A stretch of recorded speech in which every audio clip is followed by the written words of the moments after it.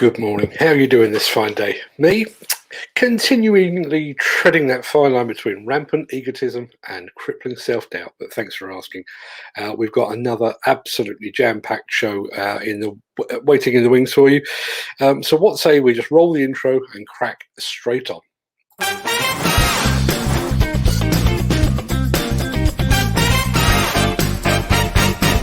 Welcome to the Breakfast Show.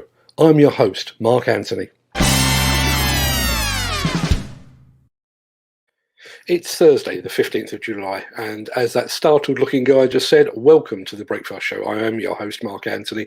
In today's show, Ritchie Brothers rides to the rescue amidst worsening equipment shortages.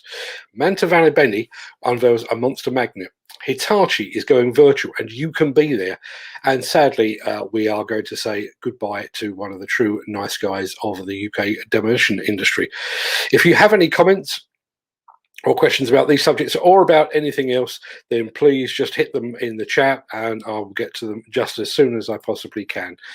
But before we do that, let's pause a while to take a look at which celebrities are celebrating a birthday on this day of days. Happy birthday!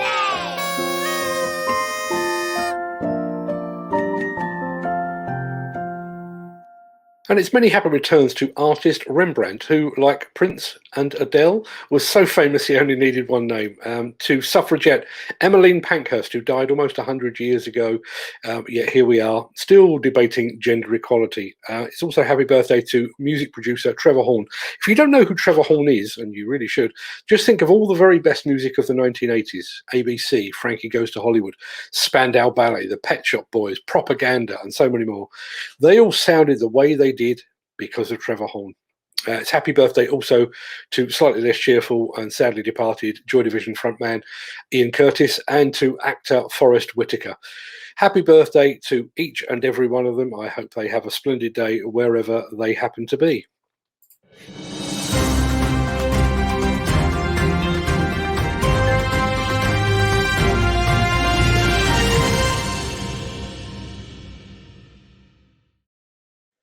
So over the course of the past 100 shows, I've talked a lot about the worsening shortage of construction materials. And I've also talked ad nauseum about the ever-present shortage of skilled workers. But there's another shortage out there that I've barely touched upon, but which could just as easily impact upon the industry's post-pandemic resurgence. And that is a shortage of equipment. Many equipment manufacturers were forced to reduce or suspend production during the COVID-19 pandemic and the subsequent lockdown. And now, with both construction and demolition flying high, they're struggling to meet demand for new equipment, particularly with mammoth projects like HS2 proving so demanding for new equipment. Now, I don't have a secret stash of bricks, blocks and cement, so there's nothing I can do about the material shortage. And there are generations of industry training providers that have consistently failed to plug the skills gap, so there's not much I can do about the shortage of skilled labour either. But if you're in the market for good quality equipment and your usual OEM or dealer is unable to help, then I might just have the solution. And when I say I mean the auction giant Ritchie Brothers might just have a solution. Today marks the beginning of a 2-day sale at the company's magnificent Maltby facility. And my mate and Construction Collective co-founder Peter Haddock has been along to see exactly what's on offer.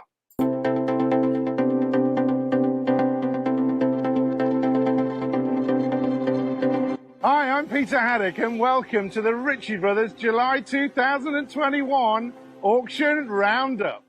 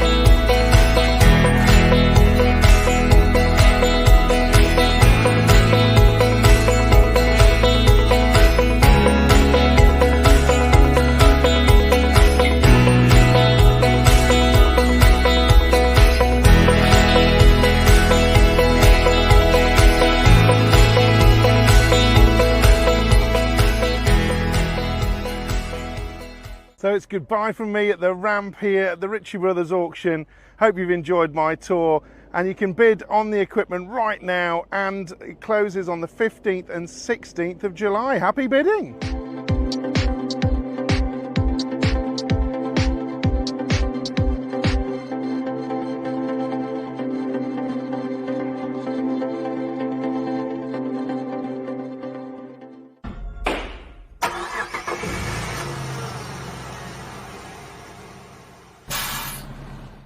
Now, I was especially taken by the lineup of attachments that are on offer there, but if anything there caught your eye, or if you'd like to see precisely what equipment is going under the hammer in the next 48 hours, then please head on over to rbauction.co.uk. The Miller GT series heralds a new era of unrivaled power and cutting-edge intelligent coupler technology, increasing job site safety, machine versatility, and productivity. It's the added versatility that you need at the value you can afford. To find out more, visit millergroundbreaking.com. So, as an England football fan, you might think I would be boycotting all things Italian right now, but my love of pizza and pasta is far too great for that. And besides, Italy is one of the great sources of some of the finest demolition attachments in all of Christendom. Here at Demolition News Towers, we are huge fans of Indico and Italmec, of VTN and of Trevi Beni. But we also love the Mantovani Beni brand, even though I couldn't say it earlier. And that's why we're delighted to share a brand new film with you. As we all know, there's profit to be had in every last scrap of metal on a demolition site. So an excavator-mounted magnet is a superb addition to any equipment fleet. And our Italian friends have just the thing. Let's roll the film.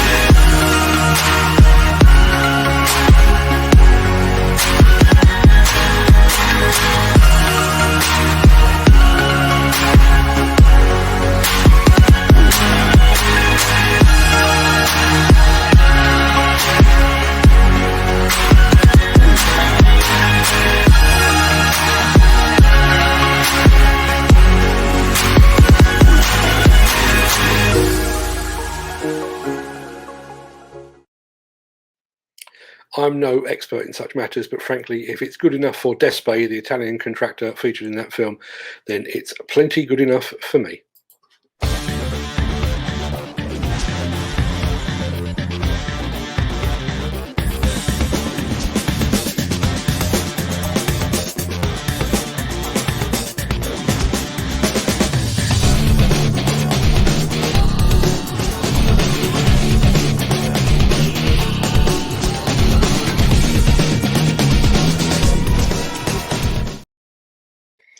At 6 p.m. on Thursday next week, that's 1 week from today, plus a few hours, those fine folks over at Hitachi Construction Machinery UK, or HCM UK, will be throwing open their virtual doors on an event to introduce the new Xaxis-7 medium excavators.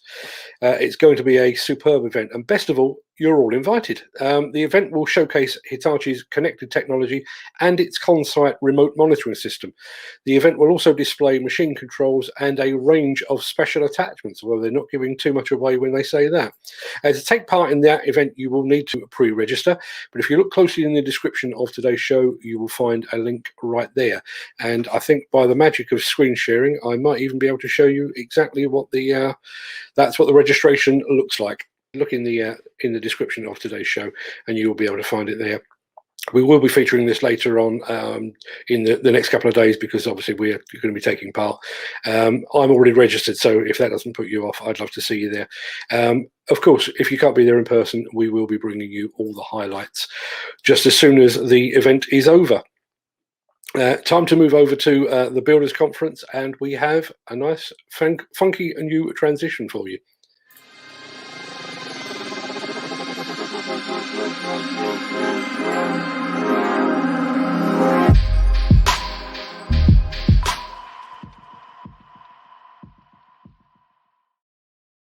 It's a huge improvement, isn't it?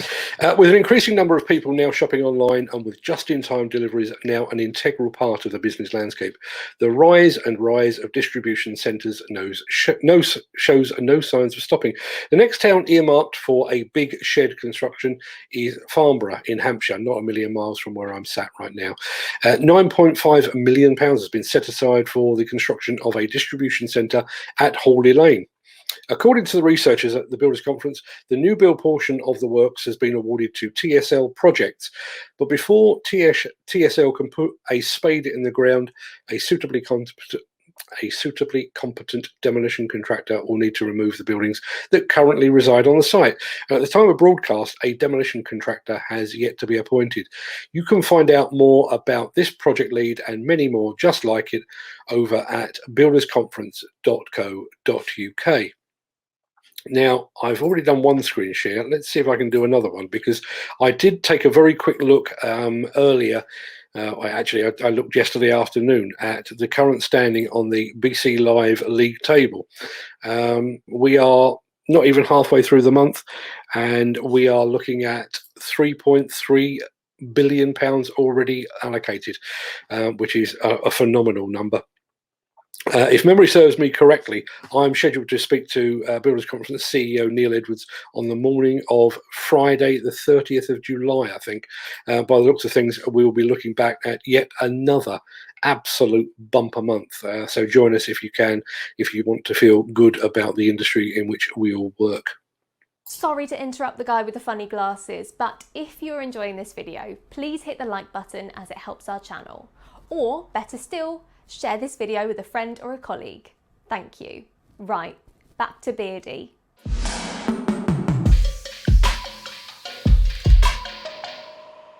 And finally, it is with enormous professional and personal sadness that I must announce the passing of Ron Callan of Kokurik Excavators. Ron was an absolute stalwart of the demolition industry, proof that in the rough, tough, hard-nosed business there is still room for a genuinely nice guy. I did the press relations for Kokurik Excavators for a while, and Ron was my primary contact. I'd meet with him every 4 to 6 weeks at the company's facility in Ipswich. Ron would always schedule the meetings, and they were always timed for mid to late morning, because at around noon he would start to wind things up before we both headed to the pub. Diet Coke for me and a pint, and on occasions two for Ron. I've got other photos of Ron sat on my system here, but that's how I'd like to remember him. Beer in hand and a big smile on his face. Ron retired at the end of last year due to worsening health. A lot of people knew that he was very seriously ill. He'd already worked way beyond retirement age. And I got the impression that he had no real desire to leave an industry to which he'd already given so much, and within which he had so many friends. The industry is going to be a lot less jolly for his passing. So I am dedicating this episode of the Breakfast Show to Mr. Ron Callan, an absolute one-off. It was a privilege to have known him. Unless there is any other business, I will declare this episode of the Breakfast Show adjourned. I will roll the outro in just a second before hopping over into the chat to see what you've all got to say, and basically to see if you're still enjoying the new format. I'll be back here again tomorrow, same time, same place. Until then, have a great day, everyone. Stay safe, look after yourself, your family, your friends, and your colleagues.